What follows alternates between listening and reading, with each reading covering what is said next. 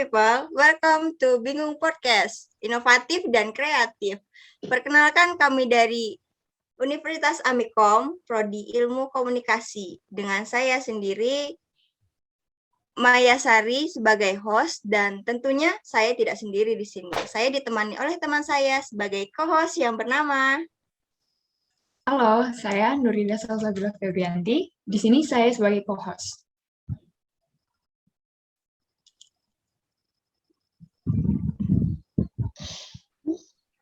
Nah, kali ini kita akan membahas apa nih, Kak?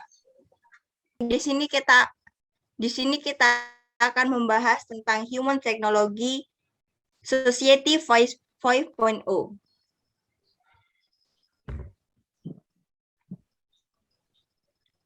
Di sini kita ada siapa aja nih, Kak? Oh, di sini kita kedatangan 6 narasumber dari setiap materi mata kuliah pengantar teknologi informasi nih, Kak. Oh, boleh nggak sih, Kak, kita perkenalan dulu dengan 6 narasumber kita? Ayo, kita perkenalan dulu. Oh, boleh banget. Nah, Kak Nur, di sini kita kedatangan 6 narasumber nih, 6 narasumber yang hebat-hebat banget pastinya. Narasumber yang pertama nih, dengan Kak Nadira. Halo, Kak Nadira. Halo. Nah, boleh memperkenalkan siapa kakak kepada teman-teman semuanya nih? Oke. Halo, perkenalkan nama aku Nadira Desa Yusafa dari kelas Ilmu Komunikasi 0.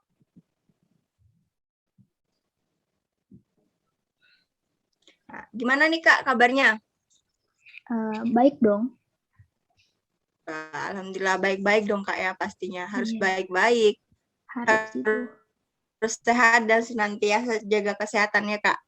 Iya harus. Nah Kak Nur, narasumber kita selanjutnya siapa nih Kak kira-kira? Nah, narasumber kita yang kedua yaitu Kak Bernadetta. Halo Kak. Halo. Silakan perkenalkan Kak. Saya perkenalkan, nama saya Bernadetta, saya dari Ilmu Komunikasi 4. Gimana nih Kak kabarnya malam ini?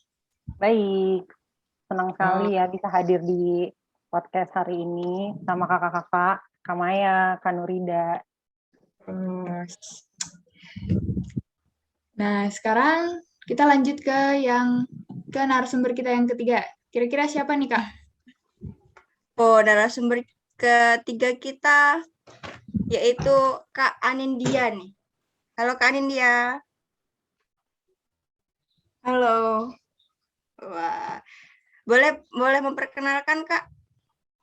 Perkenalkan, nama saya Oktaverina Murti Anindya, biasa dipanggil Anin. Saya dari kelas Ilmu Komunikasi 4. Wah, gimana nih Kak kabarnya? Alhamdulillah baik. Baik, selalu baik. Selalu baik ya Kak? Iya. Ini Kak, narasumber selanjutnya kita ada siapa lagi nih Kak? Narasumber kita yang keempat yaitu Kak Salma. Halo Kak Salma. Mana nih Kak suaranya? Halo Kak Salma. Ya, sepertinya mungkin ada gangguan jaringan. Kak Salma sepertinya dalam gangguan jaringan.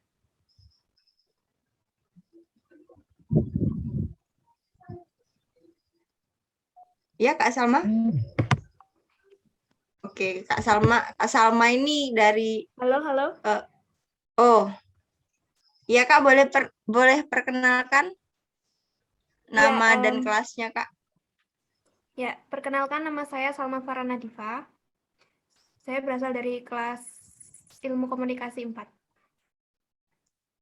Gimana nih Kak kabarnya hari ini? Alhamdulillah baik. Ya, alhamdulillah. Semoga sehat terus ya Kak.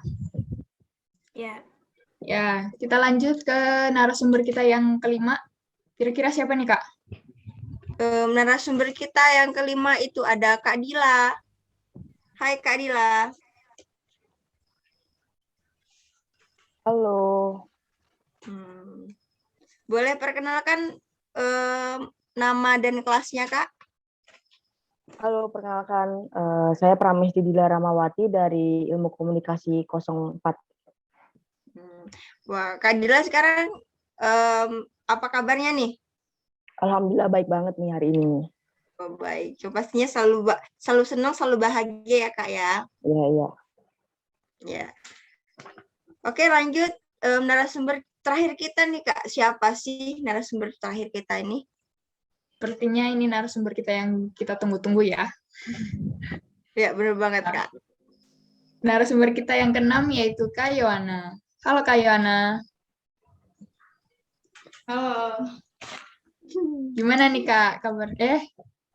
Aduh maaf. Perkenalan dulu ya. Perkenalan Kak. Perkenalkan, nama saya Pramutia Yohana Syahrani, saya dari kelas Ilmu Komunikasi 04. Nah, gimana nih Kak kabarnya malam ini? Ya, gimana? Gimana kabarnya malam ini? Alhamdulillah, baik. Oh, alhamdulillah. Ya, baik-baik semua ya Kak kabarnya hari ini. Masih tetap semangat untuk menjawab, untuk membahas pertanyaan-pertanyaan?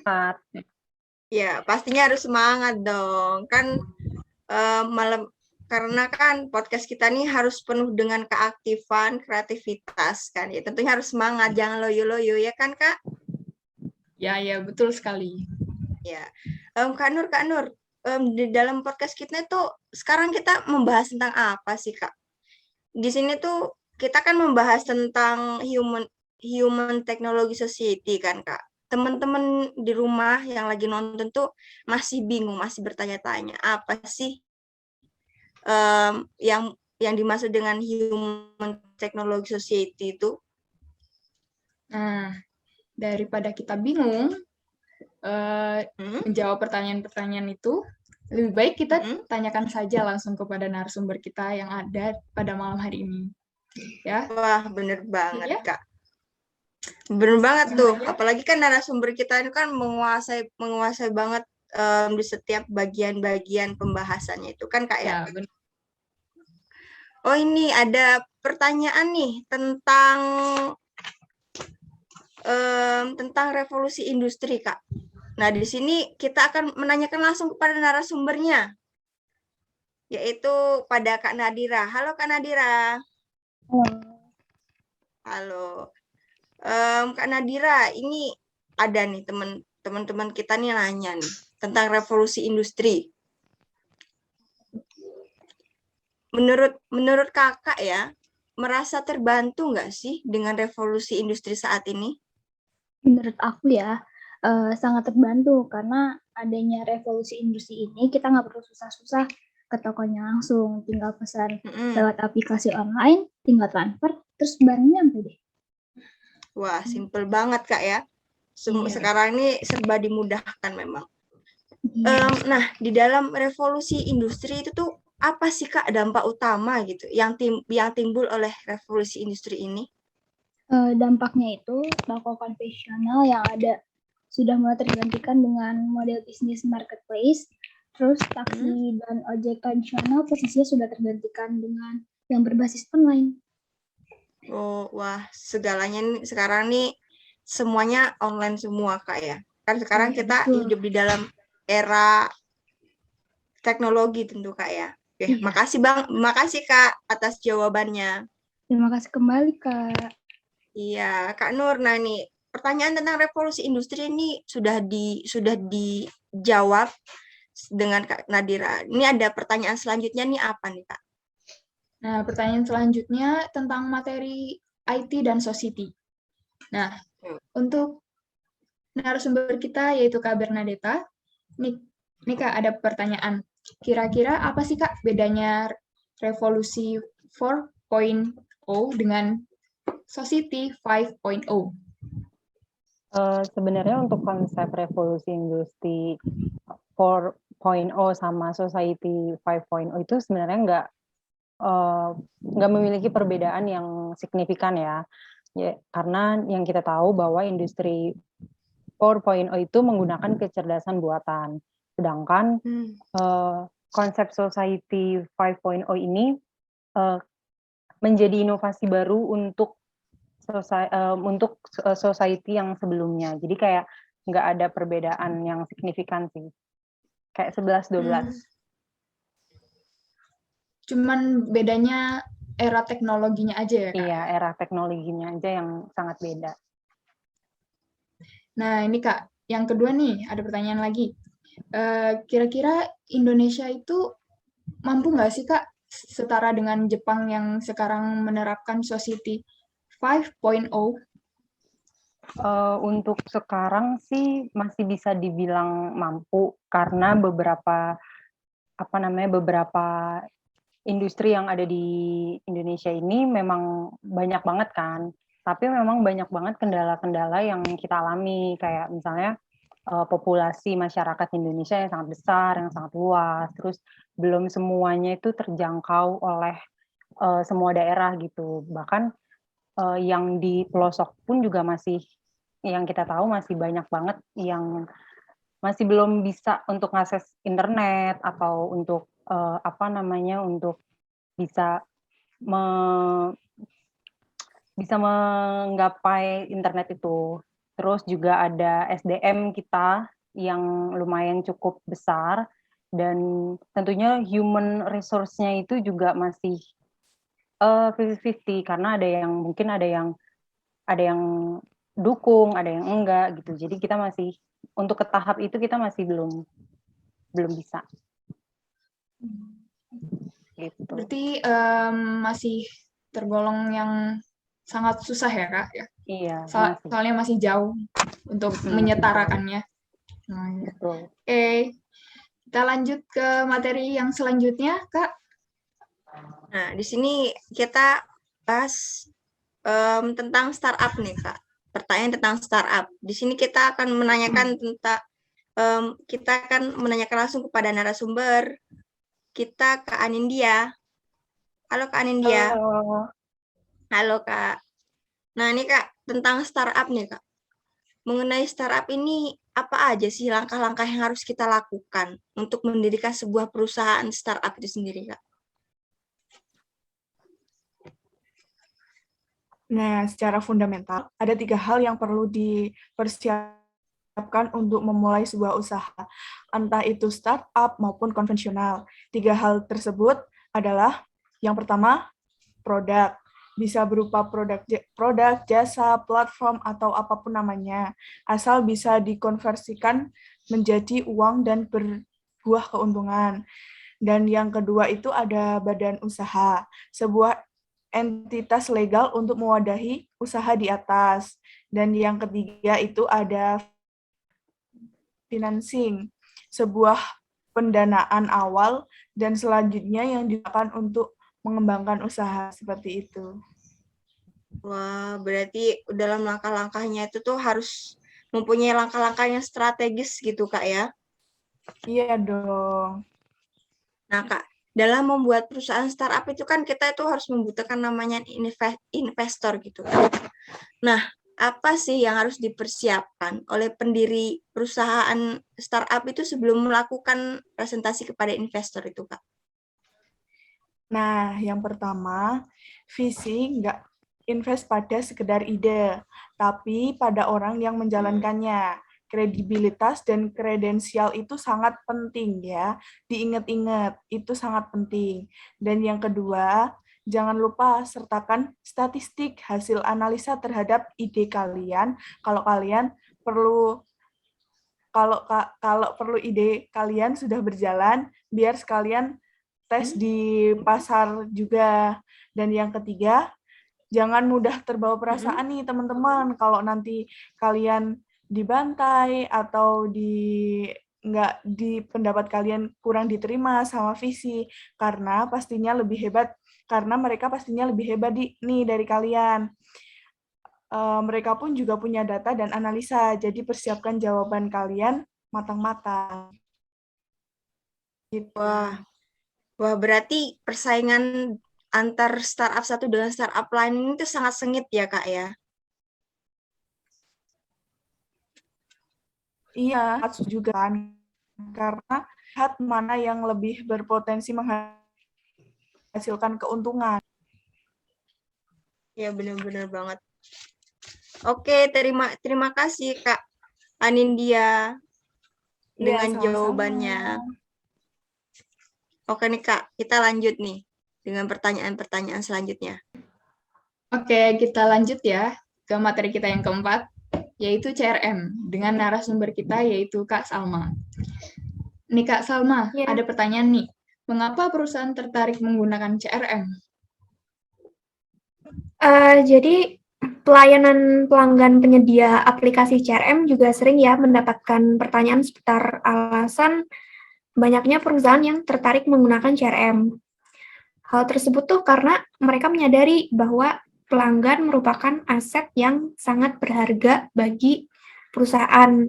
Maka dari itu, diperlukan pemahaman yang lebih baik mengenai perilaku atau kebutuhan pelanggan untuk meningkatkan hubungan kepada pelanggan. Contohnya tuh apa? Aplikasi CRM selama ini membantu bisnis dalam memahami perilaku pelanggan. Selain itu, CRM juga berguna dalam meningkatkan pelayanan terhadap pelanggan, otomatisasi data entry, meningkatkan analisis data dan pelaporan. Kurang lebih seperti itu. Oh, berarti itu sangat penting ya Kak, CRM untuk perusahaan itu? Iya, penting. Ya, oke. Ini Kak, ada pertanyaan lagi. Apa sih Kak perannya CRM dalam meningkatkan customer service? CRM itu sendiri kan kepanjangan dari Customer Relationship Management, yang artinya strategi bisnis dalam memadukan proses manusia dan teknologi. Kalau secara sederhana, CRM berarti mengelola hubungan antara perusahaan dan customer. Jadi kayak sebuah pendekatan baru gitu dalam mengelola hubungan dengan customer atau pelanggan. Tapi pada level bisnis, dan pastinya kita harus memberikan yang terbaik kepada pelanggan. Dari definisi itu, kita bisa mengetahui bahwa CRM mempunyai peran penting dalam perusahaan. Salah satunya, CRM berperan sebagai sarana informasi yang lengkap mengenai pelanggan untuk yaitu mengatur strategi hubungan baik antara customer dan pelanggan. Dan yang paling penting itu sih tetap mempertahankan pelanggan lama ya.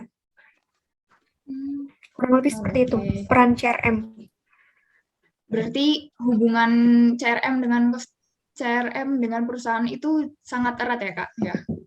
Iya, Karena betul berhubungan sekali. dengan customer service. Ya, oke. Nah, terima kasih Kak untuk jawabannya. Sekarang kita lanjut ke materi kita yang kelima. Kak Maya. Oke, materi selanjutnya itu mengenai data dan security. Di sini kita ada Kak Dila. Halo Kak Dila. Halo Kak Maya. Nah, Kak, di sini kan kita membahas tentang data dan security. Bagaimana sih agar kita tuh terhindar dari cybercrime? Yang pertama, pasti semua orang udah pernah ya ngalamin cybercrime itu, entah data pribadi ataupun perusahaan. Jadi yang pertama yang perlu kita lakukan agar terhindar dari cybercrime yaitu yang pertama gunakan hosting yang aman. Gunakan hosting yang aman ini berfungsi untuk melindungi website-website yang kita gunakan sehari-hari. Terus yang kedua, rajin update. Update ini juga bisa menjadi salah satu cara untuk terhindar dari cybercrime, seperti update Windows atau MS OS ataupun Linux.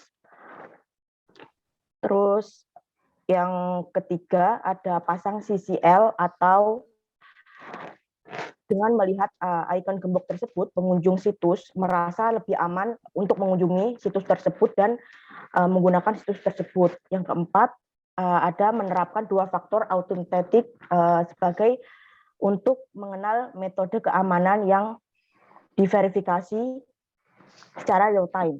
Seperti itu Kak Maya. Banyak banget ya Kak cara-cara biar kita tuh terhindar dari cybercrime itu ya Kak ya. Ya. Nah, dari cara tadi kan udah menjelaskan tentang cara menghindarinya gitu. Nah, untuk kerugian yang timbul dari cybercrime itu tuh apa aja sih, Kak? Ya, jadi ada banyak kerugian ya yang ditimbulkan dari cybercrime. Yang pertama yaitu reputasi online bisa terancam. Salah satunya perusahaan atau bisnis online gitu. Mereka akan kehilangan customer karena customer merasa tidak aman berbelanja di all shop mereka. Kedua, kehilangan data-data penting, itu entah data pribadi ataupun data perusahaan seperti data-data pegawai. Yang ketiga, kerusakan software dan sistem komputer. Yang keempat, kehilangan sejumlah uang. Kerugian finansial juga menjadi dampak dari cybercrime ya. Bentuk-Nya bermacam-macam, mulai dari phishing hingga extortion. Seperti itu, Kak. Wah, berarti banyak banget ya, Kak, yang kerugian yang ditimbulkan dari cybercrime itu sendiri, Kak, ya? Ya. Nah, berarti kita nih harus berhati-hati, Kak, ya, dalam menjaga data security kita sendiri, Kak. Ya. Oke, Kak Dila, terima kasih atas penjelasannya. Sama-sama, Kak Maya. Wah, benar-benar narasumber kita nih, Kak Nur, bukan main-main, keren-keren semua ya, mulai dari jawabannya sampai penjelasannya pun keren-keren. Bener. Oke. Nah, sekarang yang kita tunggu-tunggu, yang terakhir. Oke, materi kita yang terakhir yaitu UX Research. Dengan narasumber Kak Yohana. Nih Kak, ada pertanyaan dari para penonton. Pertanyaannya, seberapa pentingkah persona di suatu produk? Jadi persona di suatu produk itu sangat penting karena persona ini kan user kita ya. Bisa kita jadiin buat nyusun research plan, bahkan untuk desain proses. Jadi setiap user flow, wireframe, dan prototype yang dibuat sebaiknya sudah mengacu ke persona itu sendiri. Gitu. Jadi persona ini sangat penting dalam suatu produk. Oh, sepenting itu ya, Kak? Iya. Ini Kak, ada pertanyaan yang selanjutnya nih. Bagaimana sih Kak cara riset UX yang efektif itu? Research itu adalah bagian penting dari sebuah desain proses ya. Bisa dibilang UXR adalah kunci sekaligus gerbang utama dan pagar dari sebuah pengembangan produk. Gimana biar efektif? Pasti kita nggak bisa kerja sendiri kan? Tentunya kita butuh kolaborasi antar tim. Nah, komunikasi yang harmonis antar UI dan UX designer dan juga product manager adalah sebuah kewajiban. Gitu. Oke. Jadi seperti itu ya. Oke, terima kasih Kak Sama-sama. Yohana atas jawabannya. Wah, Gimana nih, Kak? keren-keren banget Maya? nih dari ke-6 narasumber kita nih. Iya, keren-keren banget, Kak. Mulai dari jawaban sampai penjelasan mereka ini luar biasa. Give applause dong untuk ke-6 narasumber kita. Semangat-semangat juga ya, Kak, ya, jawabnya. Iya, alhamdulillah semangat-semangat semua, Kak. Menahan kantuk. Ya nih. Nah, Kak, ini kan teman-teman udah tahu nih semua pertanyaan-pertanyaan yang mereka ajukan ini udah dijawab, sudah dikupas tuntas oleh narasumber-narasumber kita. Keren banget nih jawaban dari narasumber-narasumber kita. Semoga jawaban dari narasumber kita ini bisa memberikan pengetahuan baru bagi teman-teman kita yang lagi nonton nih. Ya, benar sekali. Dan semoga bermanfaat ya, Kak. Iya, semoga aja. Amin. Oke, sekian podcast kita pada malam hari ini. Pada pertemuan ini. Semoga bermanfaat. Oh iya, jangan lupa untuk channel kita. Jangan lupa untuk like, subscribe, komen, dan share. Dan sekian, terima kasih. Dadah. Bye-bye. Bye. See you.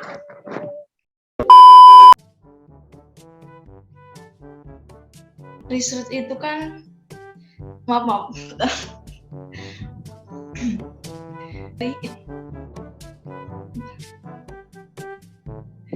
Aku jawab. Research, bentar. 1, 2, 3. Aduh. Ulang nih. Nggak bisa dari pertanyaan itu. Ayo. Research itu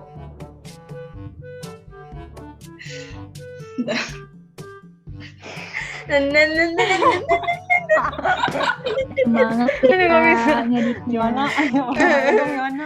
Semangat kita. Semangat banget nih gue. research adalah bagian Lagi apa? arti dari Belum. itu. Tarik nafas dulu. Belum. gimana? Research. Iya. Oke. Nah, Coba ya dilihat ya. Ya, nggak apa-apa, Kak. Santai. Jangan buru-buru, jangan grogi.